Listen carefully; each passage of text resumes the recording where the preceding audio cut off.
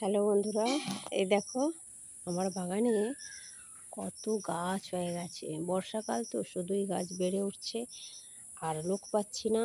এর জন্য আমি নিজেই পরিষ্কার করতে লেগে পড়েছি। এই দেখো কতগুলি আমার আবর্জনা জমে গেছে, কতগুলি এ দেখো ছিঁড়ে ছিঁড়ে আমি এইগুলোকে পরিষ্কার করে দিয়েছি। এই খানিকটা পরিষ্কার হলো। এরপরে যেটি বলবো সেটি হচ্ছে, যে গাছগুলো প্রয়োজন কি অপ্রয়োজনীয় গাছগুলো সেগুলো খানিকগুলো ছেড়ে দিতে হয়। বিশেষ করে যেগুলো রাখতে হয় সেগুলো হচ্ছে তুলসী গাছ। এই যে কত রকমের তুলসী গাছ আছে। আরেকটি আজকে যেটি কথা বলবো সেটি হচ্ছে, এই দেখো এই গাছটা হচ্ছে নাগদোনা গাছ। এটা নাগকে যেমন দমন করে তেমনি বাচ্চাদের ক্ষেত্রে খুবই উপকার। বাচ্চাদের এই যে এর পাতাগুলো যদি হাতে একটু লগড়ে নিয়ে কপালে টিপ দেওয়া হয়, তাহলে আর নজর লাগা বলে না, নজরটি লাগবে না। মানে খুঁড়ে দেওয়া যেটা বলে, মানে ছেলে ভালো হয়তো দেখতে, কিংবা অন্য কোনো খাবারের দিকে কেউ হয়তো দৃষ্টি দিল, সেইগুলো এটি কপালে যদি পরানো হয়, এর পাতা লগড়ে যদি পরানো হয়, তাহলে কিন্তু আর সেই নজরটা লাগবে না। এটি খুব উপকারী গাছ। কিন্তু দেখো আমাদের এখানে প্রচুর হয়ে গেছে, তাই এইগুলোকে আমাকে পরিষ্কার করতে হবে।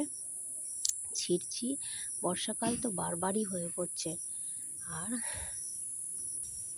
আর দেখো এইটি হচ্ছে কালমেঘ গাছ। এর গুণ মানে না বললেই নয়। এই কালমেঘ পাতা, এই বর্ষাকালের দিনে যদি এই কালমেঘ পাতা 3-4টি করে খাওয়া হয়, তাহলে তিন চারটি করে পাতা, তবে প্রত্যেক দিন নয়, সপ্তাহে হয়তো 2 থেকে 3 দিন খেলে জ্বর জ্বালা কিছু হবে না। এখন তো বর্ষাকালের দিন, জ্বর জ্বালা লেগেই আছে, তাই এই কালমেঘের পাতা খুবই উপকারী। এটি দেখো, এই যে কালো তুলসী দেখো, দেখতে পাচ্ছ প্রচুর বন হয়ে গেছে, যাকে বলে বৃন্দাবন। এখানেই বৃন্দাবন হয়ে গেছে। এই যে কালো তুলসী গাছ, এটি ওই এখন তো সর্দি কাশি তো লেগেই আছে, তাই এই কালো তুলসী, সাদা তুলসীর চেয়েও এই যে কালো তুলসী পাতা যদি সপ্তাহে 3-4 দিন খাওয়া হয়, সকালবেলাতে মধু দিয়ে যদি 3-4টি পাতা খাওয়া হয়, তাহলে কিন্তু এক নিমিষেই সর্দি ভালো হয়ে যাবে।